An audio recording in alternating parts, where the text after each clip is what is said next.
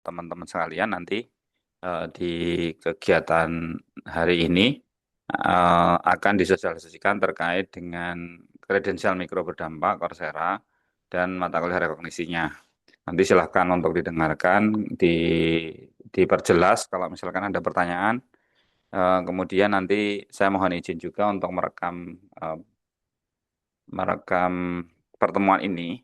Tapi saya juga menjadikan Pak Afrizal sebagai co-host nanti. Mohon barangkali Pak terkait dengan pelaksanaannya, saya nanti izin di tengah waktu selama sosialisasi itu mungkin keluar sebentar untuk mengikuti kegiatan yang lain. Pak Afrizal silahkan Oke, barangkali bisa memulai untuk sosialisasinya terkait dengan kredensial mikro berdampak. Saya persilakan Pak.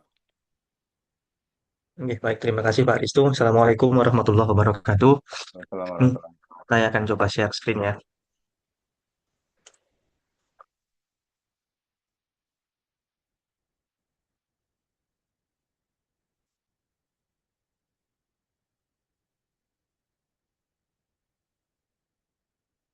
Oke, mudah-mudahan sudah terlihat ya. Jadi ini ya, hari ini saya akan mempresentasikan ya dari Fatisda. Sebetulnya ini untuk, memang untuk Fatisda ya, cuman karena dari Prodi Sains Data sudah menyatakan mau mundur semester ini, hanya akan terlibat di KBM ya. Sorry, ini salah kepanjangan, singkatannya KMB harusnya, Kredensial Mikro Berdampak. Itu di semester genap untuk sains data maunya. Jadi yang semester ganjil ini semua akun dari UNS akan 100% digunakan oleh prodi informatika. Oke, sekarang pelan-pelan akan saya jelaskan tentang kredensial mikro berdampak UNS gitu ya. Jadi kita bekerja sama dengan Coursera yang tadinya itu merupakan program dari Dikti ya tahun sebelumnya. Coursera itu telah bekerja sama dengan lebih dari 300 universitas dan perusahaan terkemuka di dunia ya untuk menyediakan pembelajaran daring yang fleksibel, terjangkau, dan relevan. Nah, kemudian Coursera ini menawarkan berbagai peluang pembelajaran mulai dari proyek praktis dan kursus hingga sertifikat yang siap kerja dan program gelar. Sebelumnya, program ini dilaksanakan oleh Dikti dan UNS mendapatkan hibah berupa 500 lisensi ya yang sudah diberikan oleh Dikti. Kemudian setelah dijalankan selama 1 tahun, ternyata eh, programnya cukup berjalan sukses gitu. Sehingga UNS menyatakan akan melanjutkan program yang tadinya namanya PPDKM dari Dikti menjadi KMB UNS ya atau kredensial mikro berdampak. Jadi sebetulnya sekarang UNS ini sudah membeli sendiri sekarang lisensinya dari Coursera, tidak lagi dari Dikti tapi dari Coursera langsung yang digunakan untuk keperluan internal UNS. Nah, urgensi keberlanjutan program tersebut diantaranya karena memang hibah dari kementerian sudah selesai, jadi UNS melanjutkan pembelian lisensi sendiri. Kemudian kebutuhan kompetensi digital bersifat berkelanjutan. Kemudian minat mahasiswa untuk program pembelajaran ini cukup tinggi ya setelah beberapa feedback dari mahasiswa dari berbagai prodi dan fakultas. Tim akademik UNS memutuskan bahwa program ini sebaiknya dilanjutkan. Nah, untuk semester ganjil besok, gitu ya, ini ada timeline untuk KMB. Ini perlu diperhatikan ya, karena nanti teman-teman ini kuliahnya durasinya tidak seperti durasi kuliah normal. Ya, semester normal itu kan nanti berakhirnya di akhir Desember ya, sampai awal Januari. Kalau kita bilang 1 semester tuh 6 bulan ya. Kalau ini sangat pendek ya. Jadi nanti teman-teman itu kuliahnya cuma setengah semester. Ya, setengah semester ini nggak sampai 3 bulan ya. Jadi cuma sekitar 2 bulan, 2 bulan. Karena ada 2 batch. Oke, sekarang kita masih di tahap yang pertama ini. Nah, sorry, yang pertama ini sudah dilakukan oleh UNS, kemudian sosialisasi juga sudah. Nah, ini penyusunan learning pad kita sudah selesai, prodi informatika, karena kita sudah membuatkan dari tahun-tahun sebelumnya, dan kita akan gunakan lagi. Nanti akan saya jelaskan learning pad-nya apa, mata kuliah rekognisi yang bisa diambil juga apa. Nah, ini sampai tanggal 14 Agustus, ini masa-masanya untuk mengundang dan bimbingan teknis untuk learner ya, atau mahasiswa yang mengambil program ini. Oke ya. Nanti eh, Fatisda akan memberikan deadline untuk pendaftaran mengikuti KMB ini sampai tanggal 11 Agustus, yaitu hari Selasa. Jadi nanti setelah saya berikan penjelasan, Nanti kalian memiliki waktu sekitar 3 sampai 4 hari untuk menentukan apakah mengikuti program ini atau tidak. Karena harus ditentukan sebelumnya ya, karena kan harus dimasukkan di KRS nanti, yaitu KRS MBKM. Nah, kemudian yang nanti mendaftar dan terpilih, karena nanti kalau misalnya pendaftarnya lebih dari kuota, otomatis fakultas akan melakukan seleksi, ya. Yang nantinya yang terpilih itu akan dibagi menjadi dua batch, yang bagi fakultas ya dari mahasiswa terpilih akan dipecah menjadi dua batch, separuh di batch satu dan separuh di batch kedua. Dan ini yang perlu diperhatikan bahwasannya sebetulnya batch satu ini sudah mulai dari 3 Agustus ya sampai 16 Oktober itu periode belajarnya batch satu. Jadi sebetulnya sekarang pun sudah bisa dimulai ya seharusnya. Tapi nanti waktunya biasanya sangat cukup. Ya, kemudian batch kedua mahasiswa baru akan kuliah nanti tanggal 18 Oktober sampai 10 Januari 2027. Jadi nanti perlu diperhatikan ya, yang mengikuti program ini kuliahnya hanya setengah semester ya di batch satu atau batch 2 tergantung dari pembagian fakultas nanti. Oke.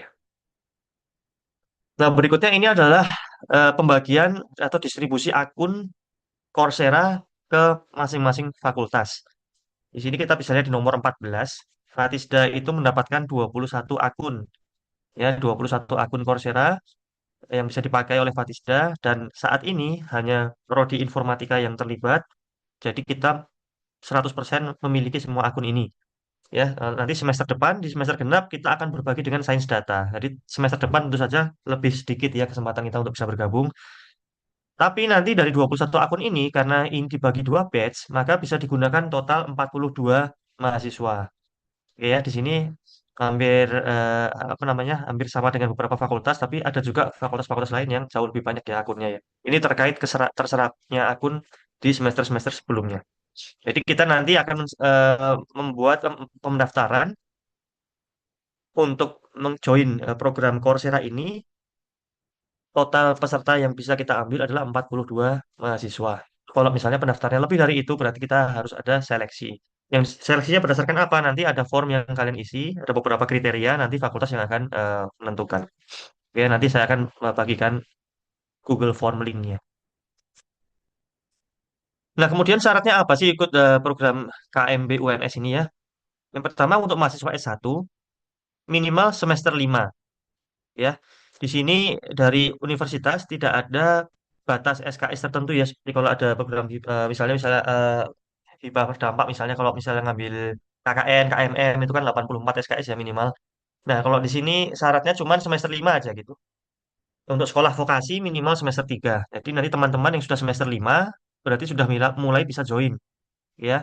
Tadi saya dengar Pak Ristu kan juga mengundang yang 2025 ya. Jadi mungkin bisa dijadikan catatan untuk rencana KRS-an ke depan gitu ya. Nah, terus yang semester 7 gimana, Pak? Ya boleh juga bergabung. Oke ya, semester 7 juga boleh bergabung karena minimal semester 5. Tapi syaratnya, poin kedua adalah mahasiswa belum pernah mengikuti PPDKM. Jadi kalau angkatan atas yang pernah mengambil program ini tidak bisa mengikuti program ini lagi. Sudah cukup sekali gitu ya. Kemudian pilihan course harus dapat direkognisi pada pembelajaran di prodi 6 sampai 12 SKS. Ini ada info lain yang kemarin 6 sampai 10 SKS ya. Tapi kita nggak ada opsi 10, kita adanya 6 sampai 12. Nanti saya jelaskan mata kuliahnya. Dengan cara mengisi KRS MBKM di Siakat. Jadi nanti kalau mengambil KRS-an, pastikan mengambilnya KRS MBKM di Siakatnya. Oke ya, nanti keikutsertaan mahasiswa itu diketahui dan disetujui oleh Kaprodi dengan cara mahasiswa mengajukan form keikutsertaan KMB UNS. Dan kalau mau mengundurkan diri, maka mengajukan form pengunduran diri. Oke ya, nah saya harap ini diperhatikan betul syarat-syaratnya apa, rekognisinya apa. Jadi jangan sampai nanti ketika sudah mendaftar di tengah-tengah jalan mundur gitu karena KRS-nya sudah ditutup gitu ya. Jadi kita akan rugi ya kuliahnya nggak selesai. Atau kalau enggak mundurnya terlalu mepet sehingga nggak ada penggantinya. Sehingga akunnya terbuang percuma, lisensi yang sudah dibayar UNS akan terbuang percuma ya. Kalau nanti kita selesai seleksi, kita sudah menyingkirkan beberapa mahasiswa lain, ternyata yang terpilih malah mundur mendadak tanpa alasan yang jelas itu. Makanya nanti harus ada form pengunduran diri yang diisi dan disetujui Kaprodi. Dan ini ada beberapa form ya. Nanti yang perlu teman-teman perhatikan yang paling bawah itu yang mahasiswa. Nanti akan saya bagian ke Pak Ristu ya, nanti tolong bisa didistribusikan ke mahasiswa. Ini ada form pernyataan ikut serta KMB UNS, itu yang harus diisi nanti, disetujui Kaprodi juga di situ. Terus ada form pengunduran diri, hanya bagi yang mundur aja ya. Nanti form laporan KMB nanti di bagian akhir. Gitu. Nah, untuk yang dosen sama pimpinan fakultas nanti ada terpisah. Sekarang langsung spesifik ya ke program studi kita. Tadi informasi umum untuk seluruh UNS, ya sekarang di program studi informatika. Sebagai bagian dari program KMP, beberapa mata kuliah dia 6 sampai 12 SKS akan direkognisi melalui kursus Coursera. Nanti mahasiswa akan mengikuti learning path dia yang relevan menggantikan mata kuliah pilihan. Nah, di informatika ini mata kuliah pilihan. Ya, learning path itu apa? Learning path itu terdiri dari serangkaian kursus di Coursera yang dirancang untuk meningkatkan keterampilan praktis. Nah, di program studi informatika ada 4 mata kuliah, itu ya pilihan program studi yang direkognisi melalui Coursera. Ya, ada 4, yaitu cyber security, kemudian cloud computing, wireless and mobile computing, dan manajemen jaringan. Masing-masing 3 SKS. Ya, tadi syaratnya mahasiswa yang mengambil program ini harus mengambil minimal 6 SKS. Bisa 9, bisa 12. Oke, minimal 6 SKS. Nanti saya tambahkan formnya ya di Google Form karena semester lalu saya tidak memasukkan form, sorry, di form yang untuk pendaftaran saya tidak memasukkan mata kuliah yang akan diambil. Sehingga banyak mahasiswa itu yang tidak ikut sosialisasi tapi ikut daftar itu cuma ngisi satu mata kuliah gitu ya. Atau tidak sesuai sama mata kuliah rekognisinya. Itu agak disayangkan ya karena tidak memenuhi target UNS. Oke. Nah, ini 4 mata kuliah yang direkognisi. Kemudian jalur pembelajarannya yang sudah disusun oleh Prodi yaitu 4 mata kuliah dalam kurikulum informatika tadi dibagi menjadi 10 courses yang lebih pendek di Coursera. Jadi ada 10 course ya kalau ngambil 12 SKS, 4-4-nya. Ini adalah course-course-nya ya yang bisa diambil di Coursera untuk tiap-tiap mata kuliah rekognisi. Jadi program studi informatika membuat satu learning path saja di Coursera yang namanya Secure Network and Computing Systems. Karena untuk rekognisi mata kuliah lain itu sudah banyak sekali ya kemarin-kemarin di program Kampus Merdeka, magang-magang yang lain itu yang berbau-bau komputasi, data mining, NLP dan sebagainya itu sudah banyak ya, computer vision. Sehingga biasanya overlap mata kuliah rekognisinya. Sementara di program studi informatika yang jarang diambil itu yang jalur networknya. Nah, ini nggak harus ngambil peminatan ini ya. Jadi bukan berarti kalau ngambil ini berarti otomatis wajib ngambil ini, nggak juga, gitu ya. Berarti tetap bebas. Artinya sesuai dengan syarat peminatan yang sudah digariskan oleh Prodi. Cuman ini kita sengaja membuka learning path yang ini karena untuk pemenuhan body of knowledge-nya computer science itu ya dari ACM itu memang mata kuliah networking ini termasuk bagian yang tidak terpisahkan gitu ya di body of knowledge-nya ACM untuk computer science. Sehingga kita buka program yang khusus memang secure network and computing systems. Nah, ini ada 10 courses ya yang masing-masing blok ini merepresentasikan course yang perlu diselesaikan untuk menyelesaikan satu mata kuliah. Misal yang paling atas ini ada 3 course itu harus diselesaikan untuk bisa rekognisi mata kuliah cyber security yang paling atas ini. Ya, yang bawah juga sama aja. Untuk cloud computing berarti yang harus diselesaikan course-nya adalah 2 ini. Ya, kok yang satu 3, yang satu cuma 2 Pak gitu ya. Karena memang durasi course-nya juga berbeda-beda. Ya, kita sudah memperhatikan kurikulumnya dan juga durasi course-nya sehingga eh, bisa kita anggap mereka itu sepadan ya durasi course-nya. Kemudian yang ketiga adalah IoT, wireless cloud computing, wireless communication for everybody, 5G for everyone dan sebagainya ini untuk WMC dan manajemen jaringan yang terakhir. Oke ya, ini juga penyelenggara course-nya kita sudah pilihkan yang cukup kredibel ya, yang cukup bergengsi dalam menyelenggarakan course seperti IBM, Microsoft, dari Yonsei University, Qualcomm Academy, Microsoft, dan University of Colorado. Jadi nanti ini adalah learning path yang bisa dipilih. Nah, mata kuliah kognisinya tadi ya ada 4 tadi. Ini, ini lupa saya hapus ya. Ini untuk semester lalu. Karena semester lalu cuma 6 ya. Semester ini boleh 6 sampai 12. Jadi silahkan yang belum pernah mengambil 4-4-nya, kalau mau diambil semua boleh. Cuma 3 boleh, cuma 2 boleh. Tapi nggak boleh cuma satu. Oke ya. Nah, Kemudian untuk konversi penilaian mata kuliah ini sama dengan semester lalu ya, 70% dari Coursera, 30% dari dosen pengampu. Nah, ini ada dosen pengampunya ya untuk mata kuliah tadi. Jadi untuk cyber security, dosen pengampunya itu adalah Prof. Bambang Harjito. Ya, terus mata kuliah cloud computing ada Pak Eri Permana. Untuk manajemen jaringan itu ada Pak Herdito Ibnu. Untuk wireless and mobile computing karena kemarin belum ada yang ditunjuk, sementara PIC-nya masih saya. Walaupun saya bukan pengajar mata kuliahnya ya, tapi nanti PIC-nya saya. Oke, nanti 30% nilai adalah dari dosen pengampu. Ya, Coursera akan berkontribusi ke 70% dari nilai akhir eh, mata kuliah rekognisi kalian. Nah, untuk penilaian itu ya dari evaluasi eh, kegiatan Coursera semester-semester sebelumnya, itu yang perlu diperhatikan mahasiswa adalah ada yang namanya red flags gitu ya. Jadi nanti PIC Coursera di fakultas itu bisa mengetahui mahasiswa-mahasiswa mana yang memiliki red flag. Artinya apa? Artinya mereka mengikuti course dengan tidak serius, gitu ya, walaupun grade-nya 100. Ya, jadi di Coursera sudah ada algoritma yang men-tracking performa belajar mahasiswa. Jadi kalau nanti pas ujian-ujian, misalnya klik-klik dan sebagainya itu cuman di foto-foto dikasih ke AI ya, nilainya bisa 100. Tapi ketika proses belajarnya di skip-skip, terus nggak diikuti dengan baik, itu pasti nanti Coursera memiliki algoritma untuk memunculkan red flags. Jadi nanti nilainya jangan kaget kalau fakultas memberi nilai berbeda gitu ya. Atau nanti dosen pengampu memberinya berbeda. Pak, saya ujian ikut dapat 100 Pak, Coursera semua Pak. Kok nilai saya cuma 65? Nanti kelihatan ya red flag. Bahkan red flag ini bisa berakibat tidak lulus. Artinya rekognisi gagal, dapat E gitu ya. Yang sudah terlanjur diambil KRS ya dapat E mau nggak mau. Ketika red flagnya memang parah. Karena di tiap-tiap red flag ada alasannya. Ya, ini contoh salah satu ya. Ini eh, saya ambil screenshot yang sudah saya sensor nama mahasiswanya. Di sini course grade-nya itu nilainya 92 ya. Artinya kalau kita konversi berarti sudah dapat A ya. Minimal A untuk yang proporsi Coursera 70%-nya ya, 30% dari dosen pengampu. Tapi kita lihat di sini memiliki red flag ya. Di sini ada tulisannya content engagement-nya hanya 6% komplit. Jadi ada low learner effort ya. Kemudian learning hours-nya juga less than 1 hour. Jadi ini juga low learner effort. Ada beberapa, misalnya ada plagiarism, insiden dia akan mendeteksi. Nah, cuman di sini nggak ada di kasus mahasiswa ini. Ya, jadi akan kelihatan alasan-alasan kenapa mahasiswa diberikan red flags.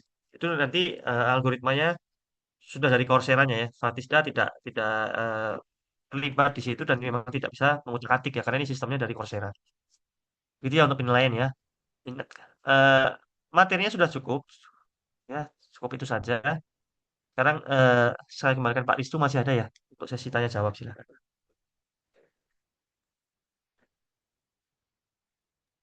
Terima kasih Pak Afrizal atas sosialisasinya.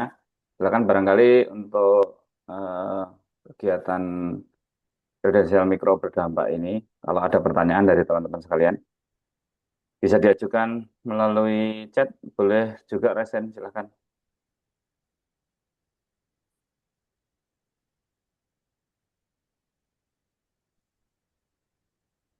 Tidak ada pertanyaan yang berarti sudah jelas ya.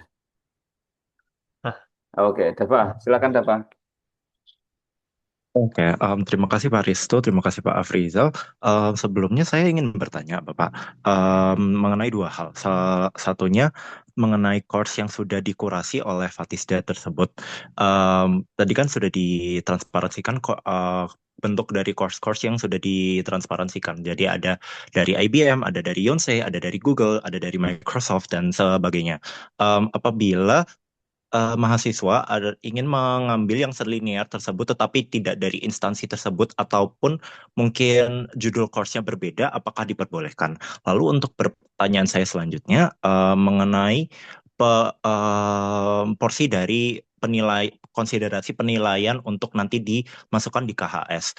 Terkait hal tersebut kan tadi dijelaskan bahwa 70% dari penilaian dari Coursera dan 30% dari dosen pengampu. Nah, untuk konsiderasi penilaian atau yang menjadi pertimbangan penilaian di 30% dosen pengampu itu seperti apa ya, Bapak? Begitu. Terima kasih. Oke, terima kasih. persilakan Itu langsung barangkali saya jawab langsung atau bisa dijawab. Ya. Silakan aja Pak. Langsung dijawab Oh, aja. langsung jawab aja. Oke. Nggih. Terima kasih Mas Dava ya. Nomor satu tadi pertanyaannya kalau tidak salah, jika mengambil course lain ya dengan judul course yang lain tapi linear gitu ya. Mungkin yang dimaksud anu ya, Dava ya. Misalkan Introduction to Cyber Security tapi bukan dari IBM gitu. Ah, Iya, course lain. begitu. Dan juga yang dianggap oleh Bapak Afrizal juga benar. Jadi bisa aja yang selinear, bisa juga mungkin yang tetap dari IBM tapi yang beda gitu. Oke. Oke, silakan. Oke, baik. Untuk sementara ini belum bisa ya Mas ya. Karena memang ini course-course yang ada di sini sudah kita cek ya, sudah dicek oleh beberapa dosen waktu itu dan dianggap paling mewakili mata kuliah rekognisinya. Memang tidak sempurna ya, karena memang mencari course yang menyediakan seluruh topik dari mata kuliah kita ini dibahas di situ juga agak sulit.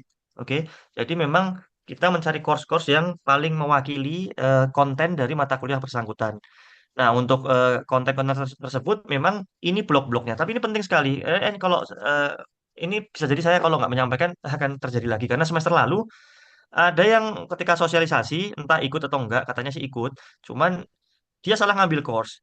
Terus pas di akhir semester mendapatkan nilai E itu kaget gitu loh. Terus komplain, kenapa saya dapat E Pak? Saya udah ngambil course-course ini nih. Karena memang course ini tiap blok ini adalah nanti slide saya bagikan ya. Ini untuk mewakili satu mata kuliah tertentu. Jadi kalau misalnya tadi saya bilang cyber security ya yang paling atas ini itu harus mengambil tiga-tiganya dari blok yang paling atas ini, nggak boleh diganti yang lain.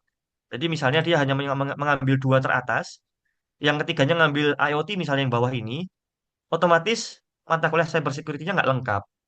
Nah, nilainya otomatis nanti ya tergantung nilai dari dua yang di atas tok ya. Dan itu nanti akan diambil proporsinya dari durasinya. Jadi misalnya 12 plus 12 dibagi total semuanya. Sehingga bobot nilainya hanya sekitar 2/3 nggak sampai. Jadi harus jangan jangan sampai salah mapping gitu. Karena terus mahasiswa bersangkutan mengirimkan mappingnya dia sendiri, dikirimkan ke saya via WA. Ini dapat mapping dari mana gitu. Ini saya buat sendiri Pak. Lah itu saya kaget juga ya. Jadi nanti jangan sampai salah ngambil course ya. Karena kalau kalian ngambil 12 SKS itu aman-aman aja. Artinya tinggal diambil semuanya. Oke. Kalau ngambil cuma dua, dua teratas ya, ambil dua blok teratas. Jangan sampai kalian keliru. Kalau ada takut keliru bisa dikomunikasikan dulu ke dosen lagi atau lewat saya nanti sebelum masa KRS berakhir gitu ya. Kalau ngambil yang satu tok di bawah kan nggak boleh ya cuma satu ya, karena minimal harus 6 SKS. Berarti harus satu, mau nggak mau harus ngambil satu dari tiga yang atas ini. Karena tiga SKS tidak akan diperbolehkan oleh UNS ya, ini syarat dari kampus.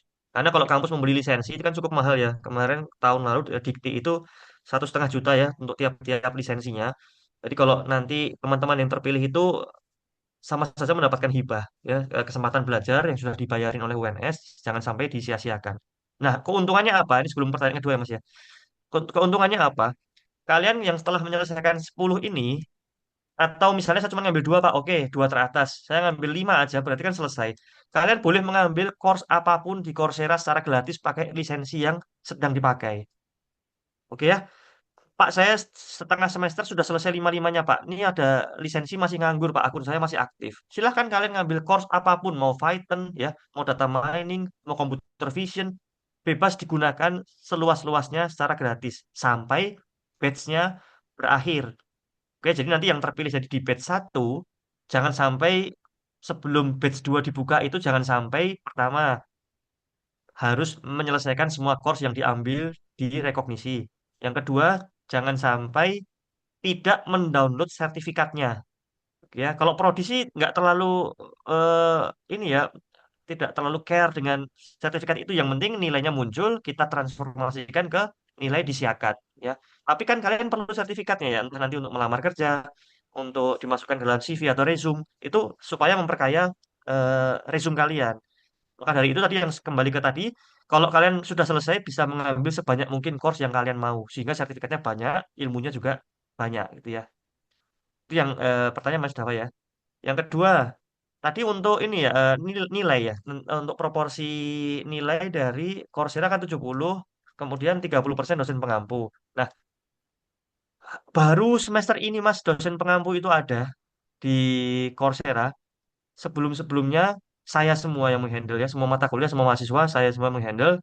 karena dosen pengampu sebelumnya itu belum di SK-kan ya, sehingga untuk saya kasih beban kerja juga nggak enak ya. Masa saya minta dosen lain untuk mengerjakan tugas tambahan, tapi tidak ada SK-nya, tidak ada pengakuan kinerjanya. Nah, untuk semester ini sudah UNS sudah membuat pengakuan kinerja, sehingga kita bisa menggunakan dosen pengampu ya yang sesuai dengan mata kuliahnya. Seperti tadi saya sampaikan, saya ulang ya, Cyber Security Pak Bambang, Prof. Bambang Harjito, Cloud Computing ini Pak Eri Permana, untuk manajemen jaringan Pak Herdito Ibnu. Mereka betul-betul pengampu mata kuliah di reguler ya. Di kelas reguler itu mereka betul-betul pengampunya. WMC ini Taufik Odi, cuman kemarin agak saya nggak tahu ya ceritanya gimana Pak Rizky ya. Akhirnya pokoknya karena satu dan lain hal itu diserahkan ke saya. Cuman bukan berarti saya pengampu aslinya ya. Cuman untuk di PIC Coursera ini akan saya sendiri. Nah, sekarang menjawab pertanyaan tadi, terus aspek penilaiannya apa dari dosen pengampu? Ya tergantung dosennya gitu. Ya, jadi nanti kalian untuk yang mengambil rekognisi cyber security bisa kontak Prof Bambang. Prof untuk mata kuliah rekognisi ini kira-kira aspek penilaiannya apa saja? Karena di beberapa fakultas lain atau prodi lain, saya mendengar cerita dari dosen lain, mereka banyak yang nggak puas dengan course di Coursera dalam artian prodinya memang sulit cari course. Ya, kalau informatika, komputer sains kan course-nya sangat banyak ya di Coursera ya. Tapi misalnya prodi di Fakultas Pertanian gitu, itu nggak banyak course yang mewakili. Jadi ketika dikasih target UNS namanya SKS, mereka mencari mata kuliah yang kira-kira paling nyambung aja. Oleh karena kira-kira paling nyambung, artinya target pembelajaran di mata kuliah tertentu tidak tercapai sepenuhnya dari Coursera. Makanya dosen memberikan tugas tambahan. Nah, ketika dosen memberikan tugas tambahan, berarti ada aspek penilaian tambahan dari dosen tadi. Oke ya. Ada juga yang dosennya melakukan interview secara lisan. Kamu kemarin ikut course ini belajar apa aja? Pemahamannya sampai mana? Itu ada nilai tambahan. Oke ya. Nah, itu jadi tergantung ke dosen pengampu masing-masing selayaknya kayak kalau kalian kuliah reguler. Tapi itu hanya 30% ya dari ini ya. Untuk 70%-nya dari nilai yang kalian capai di Coursera. Mas Dava sudah menjawab atau belum? Sudah Pak. Berarti untuk 30, tapi gini, mungkin saya akan tanyakan ulang karena ini jadinya pertanyaan yang baru saya raup setelah informasi yang Bapak berikan. Sebagaimana yang sudah dipresentasikan sebelumnya bahwa Coursera itu memiliki timeline sendiri yang diakui tadi setengah semester, kalau saya tidak Ya. salah. Em, Berarti untuk 30%, penilaian 30% ini mau nanti bentuknya tugas ataupun Mm-mm. bentuknya interview yang seperti Bapak berikan, seperti yang Bapak statekan, itu berarti nanti tetap dalam timeline itu ya Pak? Kalau untuk Coursera-nya iya. Cuman untuk mata kuliahnya sendiri kan dia open satu semester ya. Untuk mata kuliahnya loh. Maksudnya kan KRS-nya memang untuk satu semester. Cuman untuk Coursera-nya kalian bisa mengakses platformnya hanya setengah semester. Nah nanti karena mata kuliah satu semester, otomatis tergantung dosennya ya. Kalau dosennya mencukupkan di setengah semester tadi Coursera berakhir ya kuliah berakhir, ya seperti itu. Kalau dosennya mengatakan, oke, yang batch satu nanti yang sudah selesai, di masa batch 2 ada tugas tambahan dari saya misalnya. Atau masuk satu pertemuan, misalnya entah cuma interview atau cuma ya, cuma menggali apa yang sudah kalian pelajari, ya itu bebas. Ya, karena memang kuliah kan harusnya satu semester, tapi aktivitas resmi di Coursera hanya setengah semester. Untuk semester-semester lalu itu ya, itu tidak ada kegiatan apapun selain Coursera. Ketika semua masih saya pegang, karena saya nggak ada ini ya, karena kan saya masih mengajar mata kuliah reguler yang memang jumlahnya cukup cukup cukup gitu ya. Jadi nggak mungkin untuk mata kuliah Coursera empat mata kuliah ini saya handle semua. Jadi saya waktu itu hanya menjalankan program dari Coursera. Jadi kalau setengah semester berakhir ya berakhirlah kuliahnya. Nah, cuman nanti ketika saya sudah apa namanya mendelegasikan ya bukan Kristu yang lebih tepatnya ya, mendelegasikan ke Prof Bambang, Pak Eri Permana dan Pak Herito Ibnu, beliau-beliau ini memiliki kewenangan untuk mengatur mata kuliah rekognisinya. Jadi ya, saya tidak bisa menjawab. Yang jelas bisa jadi ada tugas tambahan atau asesmen tambahan. Jelas ya. Itu untuk menggapai yang 30% penilaian tadi. Jadi kalau nilai kalian tidak ada red flag, sudah mengikuti dengan baik sebaik-baiknya, ibaratnya gitu ya. Terus nilainya 100, ya itu udah pasti lulus kan mata kuliahnya. Udah pasti 70 di tangan itu minimal lebih. Nah untuk meraih sisanya tadi tergantung dosennya. Cuman saya bisa yakinkan gitu ya, saya akan diskusi dengan beliau-beliau juga. Bebannya tidak akan melebihi beban Coursera. Ya, karena mengikuti 10 course itu sudah cukup banyak bebannya. Nggak banyak banget sih sebetulnya, karena so far semuanya selesai dengan baik. So far ya dari semua peserta di semester-semester sebelumnya semua selesai dengan baik dan nilainya alhamdulillah baik semua. ada yang fail satu tapi alasannya kayak karena yang saya sampaikan tadi, salah ngambil mata kuliah rekognisi. Sorry, salah ngambil course-nya. Misalnya dia ngambil cyber security, tapi ngambil course-nya bukan di plotnya cyber security. Akhirnya nggak bisa diakui. Jadi kesalahannya lebih ke arah teknis ya, lebih ke arah administratif. Untuk yang mengikuti dengan baik, alhamdulillah semuanya nilainya bagus semua. Gimana Mas Dafa? Ada pertanyaan lagi? Em, Sejauh ini aman, Pak. Terima kasih, Pak. Sama-sama. Oke. Barangkali ada pertanyaan berikutnya. Ini Ada saya di lihat di kolom chat, chat aja ya. ada di chat. Nah. Oke, sebenarnya. Izin bertanya Bapak, apabila semester 6 kemarin telah mengikuti program hibah, apa boleh mengikuti Coursera ini? Tadi yang dimention sebelumnya kan kalau sudah mengikuti PPDKM. Apakah hibah UNS kemarin termasuk PPDKM? Nah, ini kayak Pak Risto lebih anu ya, lebih kompeten ya karena lebih berwenang. Karena untuk ini ada maksimalnya Pak ya untuk PPDKM ya Pak. Oke. Di PPDKM yang dimaksud mungkin sama dengan yang ini Pak. PPDKM itu kan ini ya, Coursera dulu, yang namanya Coursera dulu. Kredensial mikro ini. Enggak maksudnya ini hibah yang lain misalnya Jarpak itu mungkin Pak. Kalau Jarpak nggak apa-apa selama tidak bersamaan dengan ini. Kalau Jarpak tidak ada masalah selama tidak Hmm, bersamaan dengan PPDKM ini. Coursera. Yang Coursera, Oke, oke. KMB Coursera. Jadi Oke. misalkan sekarang ngikuti Coursera tidak tidak disarankan untuk, bukan disarankan ya, tidak boleh untuk ikut hibah Jarpak. Tapi yang ikut hibah Jarpak demikian juga tidak boleh ikut Coursera. Coursera. Oke. Kecuali semester lalu sudah ya Pak ya. Ya Misalnya ini semester betul. 7 kasusnya. Jadi Oke, kalau oke. tidak bersamaan tidak ada masalah. Hmm. Kemarin mata kuliah maksimal berapa Pak yang bisa direkognisi Pak untuk total kegiatan BKM tuh? 40 SKS ya, termasuk KKN dan KMM.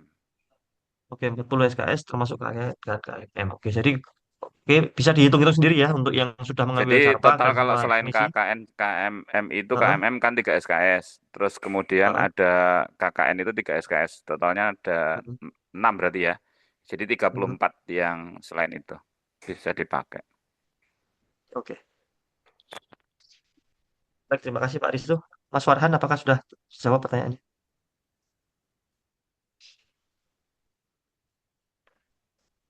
Baik, sama-sama. Apakah ada pertanyaan lain? Ini sambil menunggu pertanyaan, saya coba tampilkan ini ya, form yang harus diisi ketika mendaftar program ini ya. Jadi nanti akan saya, bukan nanti ya, sekarang aja saya langsung sampaikan di ini ya, saya copy paste di chat ya. Oke.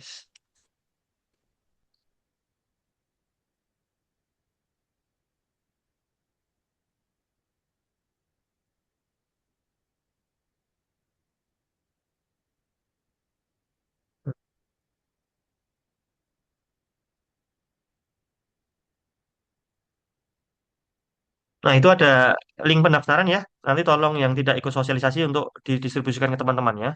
Itu nanti yang mendaftar harus mengisi form tersebut. Ini bisa saya tampilkan sekalian. Yang harus diisi apa saja.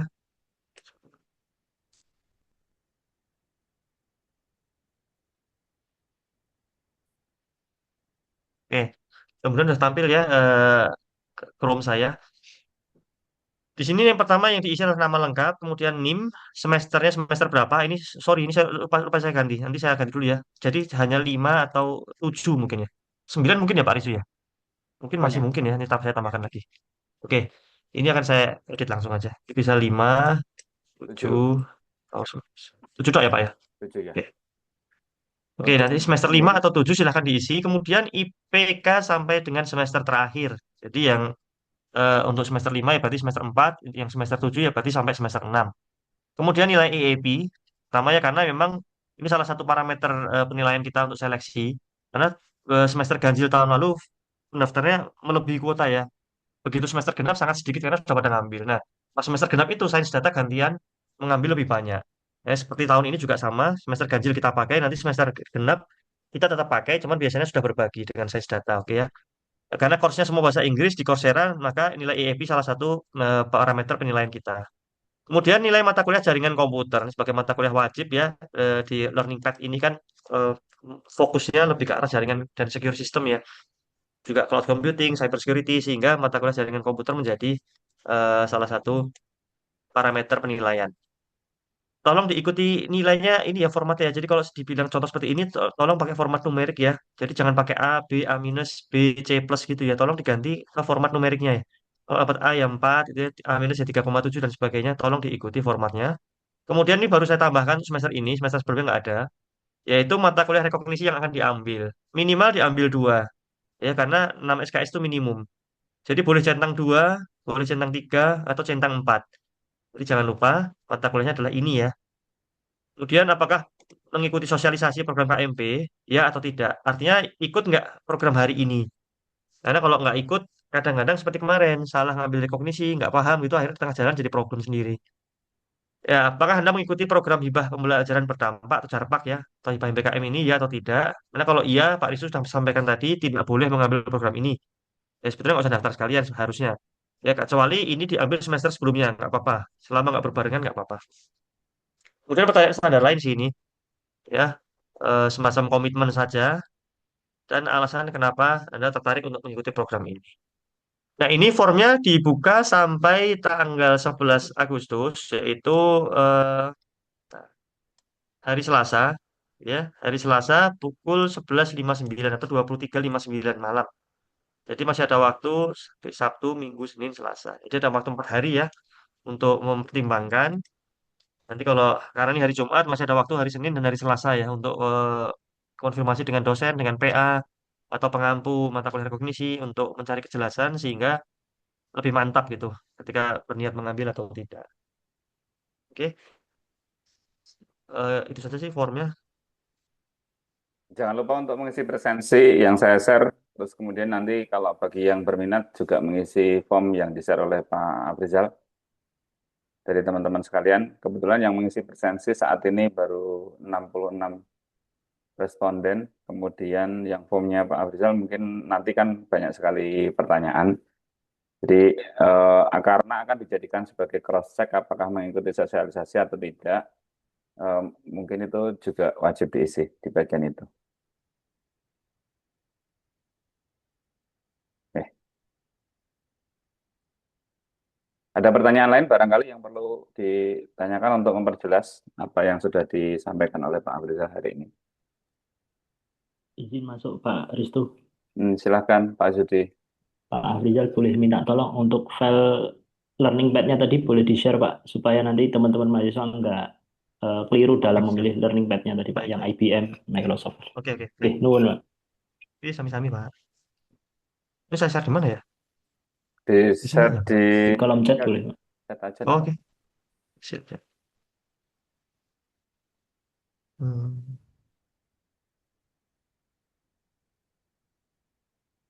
Ada lagi pertanyaan dari teman-teman sekalian?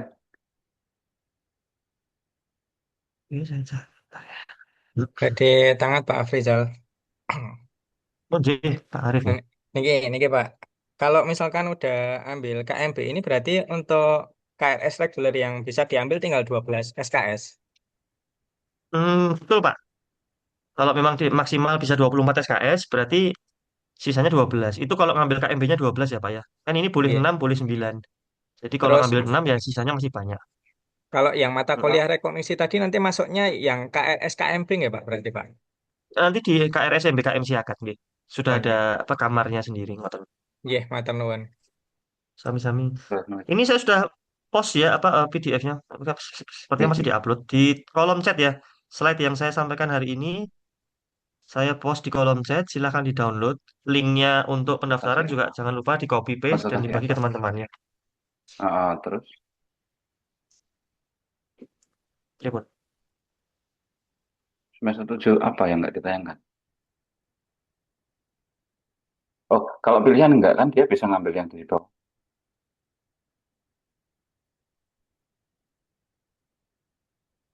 Oke, sebentar, saya cek dulu. Pilihan kan bukan wajib minat ya? Gimana ini? Sepertinya ada forum terpisah. Teman-teman mahasiswa masih ada pertanyaan lagi nggak ini? Ada.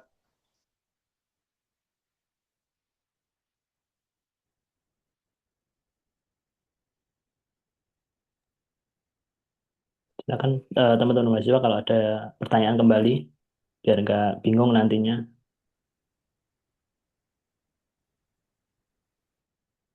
seperti sudah saya sampaikan tadi ya, biasanya yang mengikuti course dengan baik itu sudah jaminan kuliah nilainya bagus gitu ya. Ya maksudnya sudah hampir karena proporsi besar dari Coursera gitu.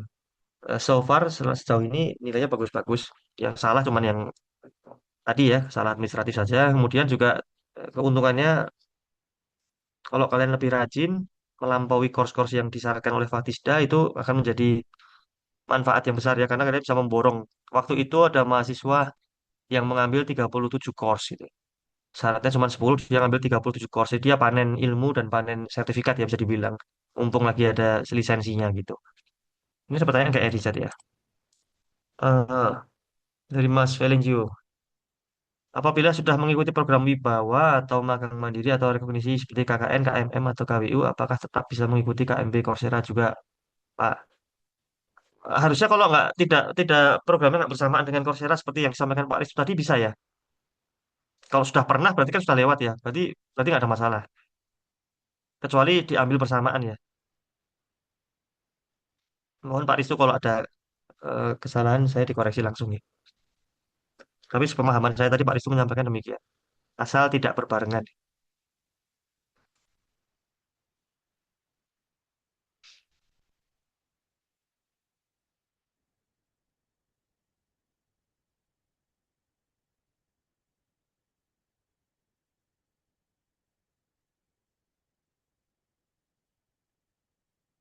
Bagaimana Mas Velengio? Sudah terjawab atau belum? Ini sudah mengikuti itu apa? Sedang mengikuti atau setelah sudah pernah mengikuti atau baru akan diambil semester 5 besok? Oh, di semester yang sama ya. Untuk program Wibawa magang diri masuk lagi ke hibah ini ya. Sepertinya tadi seperti yang sampaikan Pak Ristu kayaknya nggak bisa ya. Tapi nanti tolong, sepertinya Pak Ristu sedang ada yang konsultasi tadi. Tapi nanti Pak Ristu bisa menyampaikan lagi. Tahu saya Ya, tidak boleh diambil bersamaan. Ya toh Pak Ristu. ya, Pripun di terima kolom kasih. chat itu ada yang bertanya Pak. Oh iya, karena Wibawa itu agak sedikit beda karena Wibawa itu tidak mensyaratkan bisa Hmm. apa namanya bisa merekognisi di semester bersamaan. Jadi kalau Oh, untuk ditabung gitu ya Pak. jadi kalau Wibawa itu boleh Hmm. ditabung posisinya. Jadi tidak Ah, gitu. mempersyarat berbeda dengan hibah jarpak. Hibah jarpak itu mewajibkan. Jadi ada dua ya. Kalau model model rekognisi pembelajaran luar prodi itu yang pertama mewajibkan mata kuliah itu diambil pada semester berjalan. Yang kedua tidak mewajibkan diambil pada semester berjalan. Contoh yang diambil semester berjalan itu adalah hibah jarpak sama yang satunya lagi Coursera ini. Itu wajib Hmm. diambil pada KRS yang sekarang teman-teman ambil. Tapi Oke. kalau Wibawa itu tidak. Wibawa itu misalkan sekarang hanya ngambil KWU, berarti kan baru ngambil 3 SKS tuh. Dia ternyata ada dianjurkan untuk rekognisi KKN, tapi tidak ada pengecekan KRS dari penyelenggaranya. Makanya kemudian nanti bisa ditabung untuk semester depannya. Demikian Ah, oke. kalau untuk yang di bawah. Nah, boleh ikut Coursera apa enggak? Karena itu tidak ada apa namanya, tidak ada persyaratan harus di semester yang bersamaan, maka diperkenankan untuk ngambil wibawa sekaligus ngambil Coursera.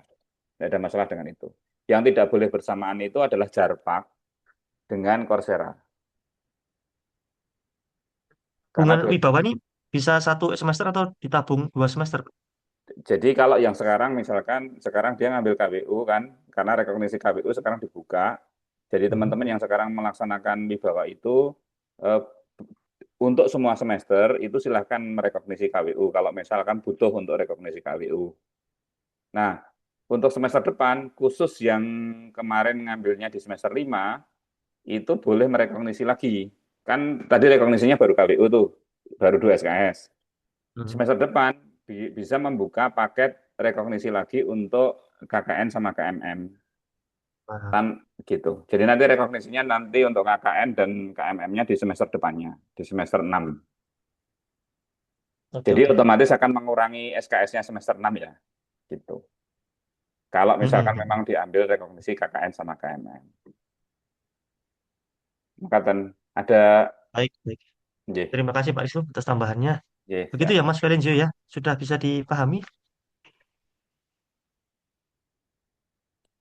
Baik. Tambahan untuk yang mau rekognisi KWU atau Wibawa ini sudah sudah di-share oleh Bu Diah terkait diminta untuk memasukkan proposal dan SK penerimaan dengan SK penerimaan kelompoknya diwarnai kuning. Sehingga nanti tinggal dikasih kuota untuk yang boleh merekognisi. Ngapunten Pak Risto. Itu Nggih. kalau KWO-nya direkognisi kelak bareng sama KKN dan magangnya saged juga nggih yang wibawa. Eh, karena kemarin perhitungannya kesulitan ini Pak, kesulitan untuk ngatur yang di bawah semester 5 dan semester di atas semester 5, akan lebih baik kalau KWU-nya diambil sekarang saja. Oh, ngoten nggih. Nggih. Iya, berarti waktu semester 6 nanti tinggal KKN sama magang nggih. Kalau dia semester 5. Kalau Nggih, selain semester 5 itu nggak boleh nanti ngambil. nggih, nggih. Nggih, nggih Pak. Ngaten Pak. Baik, mungkin karena Pak Mas Felijo sudah terjawab ya. Yang berikutnya dari Mas Nazira Rifki, apakah ada untuk pemilihan course-nya sudah ada opsinya atau mencari sendiri? Sudah ada opsinya ya Mas ya, tadi sudah disampaikan dan ini di kolom chat ada file sosialisasi KMB 2026, bisa di-download ya. Nanti di situ ada pemetaan untuk mata kuliah rekognisinya dan juga course-course yang harus diambil. Jadi jangan sampai salah course ya. Salah course berarti nggak bisa direkognisi. Itu aja ya. Jadi tolong nanti disesuaikan. Pak Afrizal, saya izin dulu nggih Pak Afrizal. Oke, Pak. Kalau sudah Nggih. selesai, ada agenda lain, betul Pak? Langsung saya tutup aja. Dari saya cukup Kalau cukup. nanti sudah selesai. Dari Oke, saya siap. cukup. Nggih. Karena Ya, tadi matur nuwun. sudah dijelaskan, sudah saya sampaikan ke masing-masing PA untuk terkait dengan apa namanya? Untuk terkait dengan hibah jarpak lebih baik semester 5 tidak ngambil dulu. Kalau untuk semester 7 tidak ada masalah dengan itu. Oh ya. Nggih. Oke, baik. Matur nuwun Pak Risto. Ada yang lain yang mau bertanya lagi? Mas Dafa? Baik. Izin bertanya Pak, berarti mengisi form itu nanti setelah KRS-annya mendapat mata kuliah yang masuk dalam learning pad ya Pak, tanggal 10 besok sebentar apa ini? Enggak. Enggak, mestinya nanti Mengisi. keterima dulu baru ngisi KRS, Pak. Iya, ya. Oh, kan makanya ini dibuka hanya sampai hari Selasa kan? Karena kalian kan KRS-an sampai tanggal 14 ya Pak Risto ya? Iya, betul. Nah, jadi memang eh, Prodi memberi waktu yang nggak terlalu pendek, tapi nggak terlalu panjang. Kalau terlalu pendek nanti kalian buru-buru ngambil keputusan. Kalau terlalu panjang nanti kalian nggak sempat KRS-an gitu ya. Jadi kita anggap hari Selasa malam jam 11.59 malam itu pendaftaran kita tutup. Dan nanti Fatisda dari semester lalu kita alhamdulillah komitmen cuma 1 hari ya waktu itu Pak Rizu ya kita proses eh, seleksinya. Jadi dalam waktu 1 hari, insya Allah hari Rabu malam gitu ya, paling lambat Kamis pagi itu hasil eh, seleksinya KMB sudah keluar. Jadi nanti kalian punya waktu sampai hari Jumatnya untuk menentukan